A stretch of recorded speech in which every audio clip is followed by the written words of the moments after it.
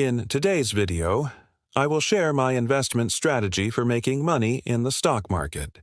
This is a strategy that I follow to make at least 30% annual returns, and this video is for educational purposes only. It should not be considered investment advice. Please do your own research before investing. With that being said, let's jump into it. Okay, so my investment strategy has three parts. The first part is choosing stocks. The second one is when to buy those stocks. And then, finally, the third part is when to sell those stocks. So the first part of my strategy is choosing stocks. Now, there are different ways to choose stocks. You can do technical analysis, or you can do fundamental analysis. Or you can just copy what other people are doing. But I found that the best way to do this is by using a combination of all these methods. So I first start off by looking at some charts and seeing which sector is performing the best right now. For example, right now technology stocks are doing really well, so I'm interested in buying a technology stock. Then, after that, I look at some economic indicators to see what companies are doing well in this economy. For example, inflation is super high right now, so that means that maybe energy stocks would do really well because energy prices are going up. After that, I also like to look at what other big investors are buying and selling.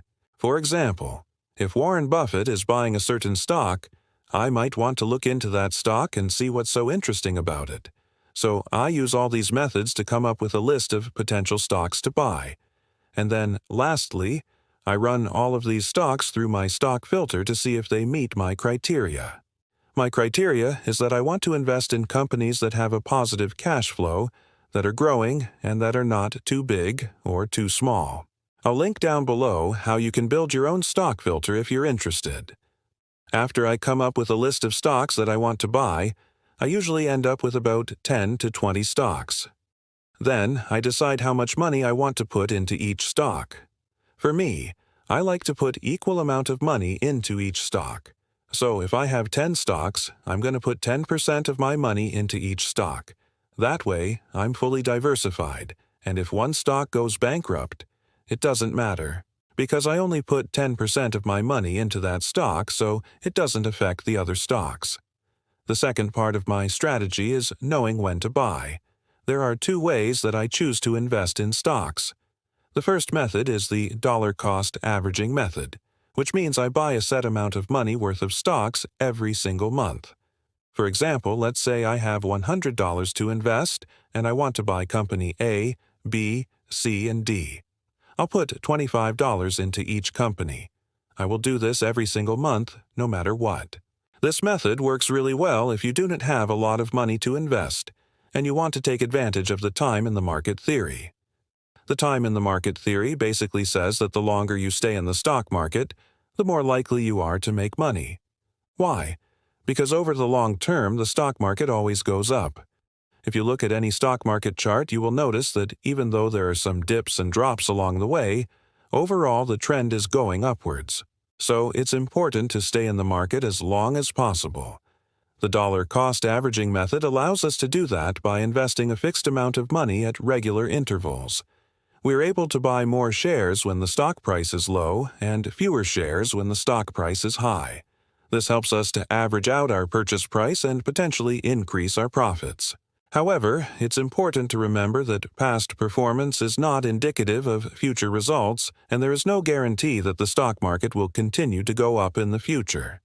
But historically speaking, it has always gone up, and I believe it will continue to go up. Now, my second method of investing is by using a strategy called the market reversal strategy. This strategy is where you only invest your money when the market is down. For example, right now the market is down 20% from its peak. So if I want to invest $1,000, I'll only invest that $1,000 when the market is down. If the market is not down, I will not invest anything. The reason why I do this is because the market tends to be more volatile during a downtrend, so it's harder to make money. So I only invest my money when the market is down so that I don't lose as much money as possible. Now, you could argue that since the market always goes up over the long term, It doesn't matter if you buy when the market is up or down, right? You're gonna make money either way. But think about it this way. Let's say you bought in at the peak of the market. Even though you would have made money over the long term, you still would have had to experience all those ups and downs along the way. And if you're someone who can't handle the stress of watching your portfolio go down, then you might want to consider the market reversal strategy. This strategy will help you to avoid investing your money when the market is at its peak and potentially reduce the amount of stress that you feel when you're investing. However, it's important to remember that the market is unpredictable, and there is no guarantee that the market will go down in the future. So, if you're using this strategy, it's important to be patient and wait for the right moment to invest your money. Also, I only use this strategy for my long-term investments. If I'm swing trading or day trading, then I use my first method, which is the dollar-cost averaging method. Lastly, the third part of my strategy is knowing when to sell. For this part, I use a simple rule. I only sell my stocks if I find something better to invest in, or if I need the money for something else. If I find something better to invest in, I will sell my stocks and put that money into the new investment. This is basically just me changing my mind about the future outlook of the company. For example, let's say I invested in Company A, but now I think that Company B will do better than Company A in the future.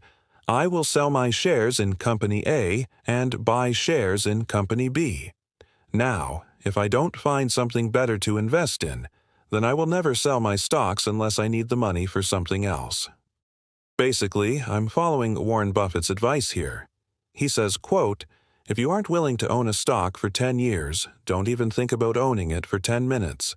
So, if I don't plan on selling my stocks in the next 10 years, then I won't even bother selling them in the next 10 months or 10 weeks. This is because selling stocks comes with a cost. Every time you sell a stock, you have to pay a commission fee. And if you're constantly buying and selling stocks, then you're paying a lot of commission fees, which can eat away at your profits. And also, when you sell a stock, you might have to pay capital gains tax. Capital gains tax is a tax on the profit you make from selling a stock. The amount of capital gains tax you have to pay depends on how long you've held the stock for. If you've held the stock for less than a year, then you have to pay income tax on your profits.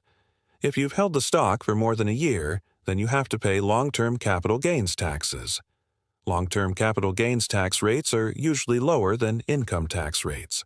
So, it's better to hold on to your stocks for longer than a year if you want to pay less taxes. I hope this video was helpful to you. Let me know in the comments down below what stock you plan on buying first. If you enjoyed this video, please leave a like and subscribe. Thanks for watching, and I'll see you guys next time.